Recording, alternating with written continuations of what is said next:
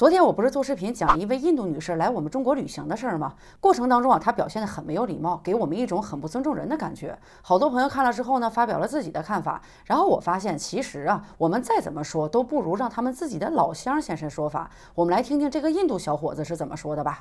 हम लोग गंदगी करते हैं, जगह जगह थूकते हैं, जगह जगह पेशाब करते हैं, रोड के किनारे धूल होती है, मिट्टी होती है। अगर ये है तो भाई इसको एक्सेप्ट करने में क्या दिक्कत हो रही है? भाई गंदगी है तो है ना। अगर हम एक्सेप्ट करेंगे तभी तो हम अपने आप में सुधार लेके आएंगे कुछ थोड़ी सी।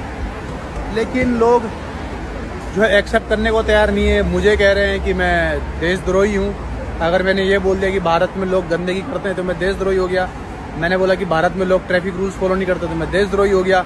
चाइना की फोटो दिखा रहा हूँ, ये रोड्स दिखा रहा हूँ मैं चाइना की, ये रोडें आपको दिखा रहा हूँ, चारों तरफ बिल्कुल क्लीन है, कहीं कोई गंदगी नहीं है, हाँ, तो मैं देशद्रोही हो गया।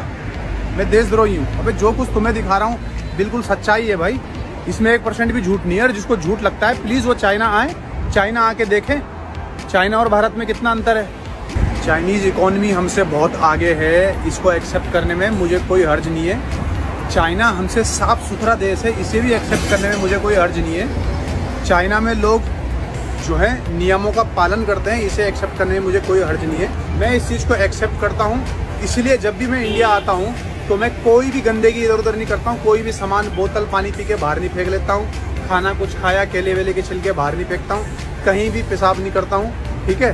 तो मैं तो एक्सेप्ट करता हूँ, फिर अपने आप में सुधार लेके आता हूँ। लेकिन जो एक्सेप्ट नहीं कर रहे हैं आप देशद्रोही हो।事情是这样的，这个印度小伙名叫 Deepak Rawat， 他在外网上呢发布了一些在我们中国所见所闻的视频。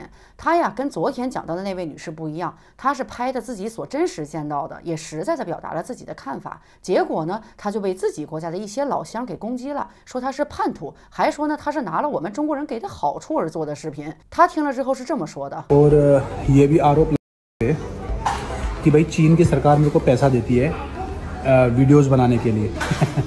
तो भाई मैं इतना बड़ा यूट्यूबर हूँ कि चीन की सरकार मेरे को पैसा देगी, और इसलिए पैसा देगी कि तुम चीन का फोटो बाहर दिखाओ कि चीन में कितनी सफाई है, चीन में लोग ट्रैफिक रूल्स का पालन करते हैं। इस चीज़ के लिए पैसे देगी मेरे को चीन की सरकार।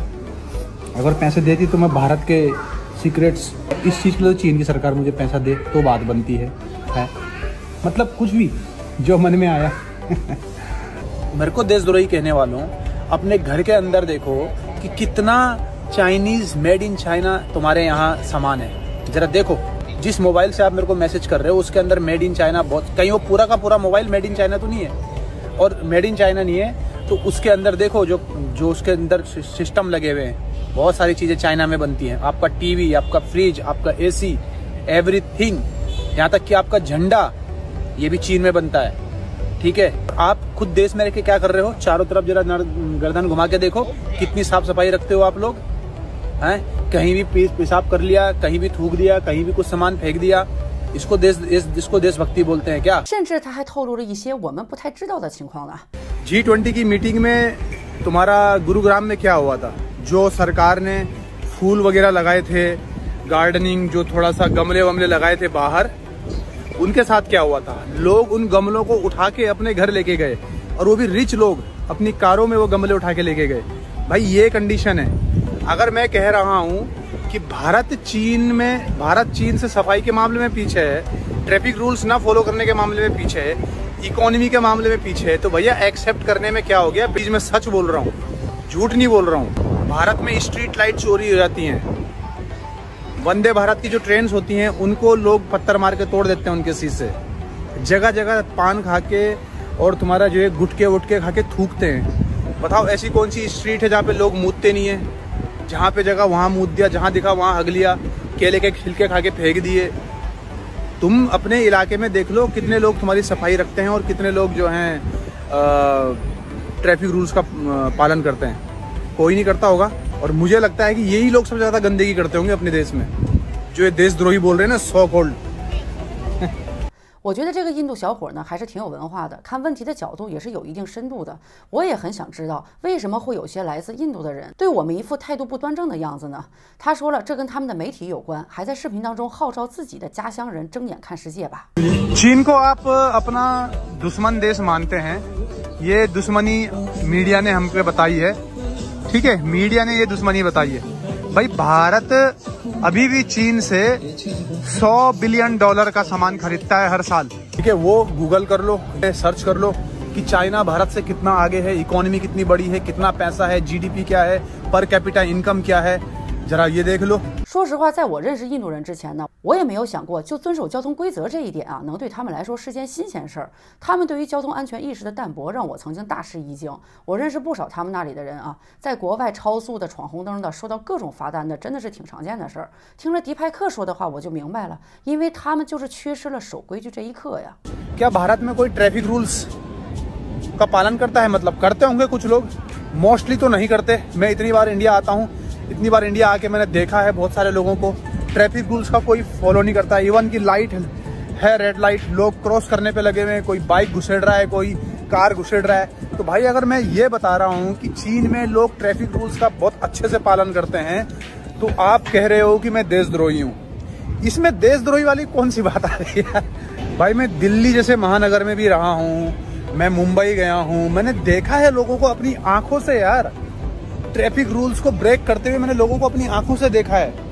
मैं कोई हवा में बात नहीं कर रहा हूँ। चाइना में मैंने ट्रैफिक रूल्स के प्रति लोगों को इतना जागरूक देखा है। लोग भारत में बहुत सारे लोग, इवन कि मेरे भी फ्रेंड्स दारू पी के गाड़ी चलाते हैं, कार चलाते हैं। चाइना में भाई दारू पी के गाड़ी चलाने का मतलब एक इतना बड़ा क्राइम है, इतना बड़ा क्राइम है अगर आपने दारू पी के गाड़ी चला दी। 虽然他的字里行间呢，我听出来更多的呢是在说这是个要遵守，否则就会有惩罚的规矩，并没有意识到这其实更多的是为了自己和他人的行车安全。但是我觉得他说的话呢，应该是自己的心里话吧。毕竟先提高规则意识，这也是第一步啊。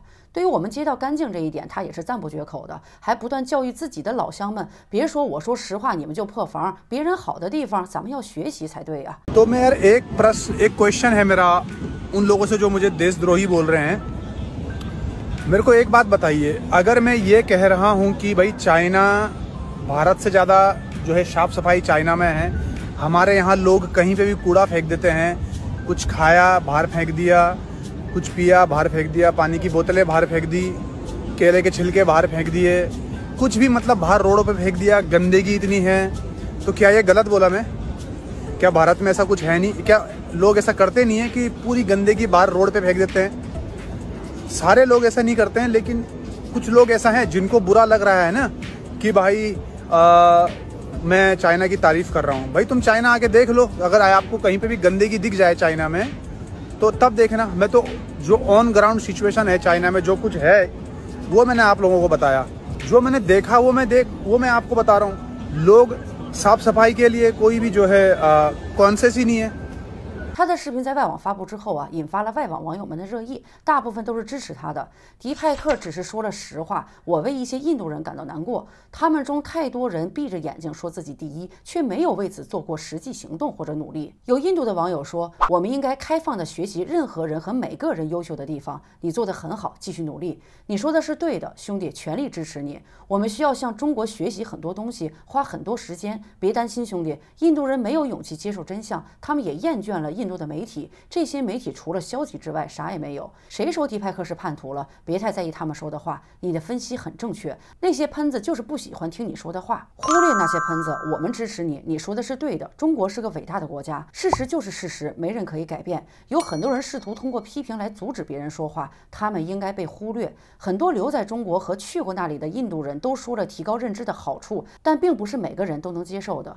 我觉得这样的视频发布在海外网站上还是很有意义的。我在生活当中啊认识不少印度人，给我的感觉啊，他们中有相当多对我们中国是知之甚少的，甚至有人会问我一些在我看来啼笑皆非的问题。比如有一次啊，有一个印度的年轻小伙子很认真地问我：“你在你的国家那里吃得上饭吗？”问我的这个人呢，当时据我所知，在澳洲啊，连房租都在拖欠，10个人就挤在一个一居室的房子里边。他的情况也不用我多说了。当然啊，我不会因为人们的生活水平而高看或者低看谁的，普通人的生活都不容易，世界上哪里都一样。但是我会因为一个人的认知水平有限，还同时极度自我而感到无奈。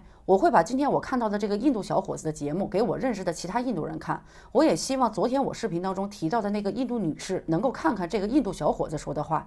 他比那些没去过中国而无知的人们更加可悲，因为他去过了，还一副高高在上、睁眼说瞎话的样子。这个叫迪派克的小伙子说，他在中国学会了守规矩和爱护环境，回到自己的国家也会这样做。他不仅提高了认知，还提高了素质。看到与优秀的人的差距，向别人虚心学习，自己才会进步。说的还是挺实在的。希望更多外国人把自己在中国的真实所见所闻讲给其他外国人听。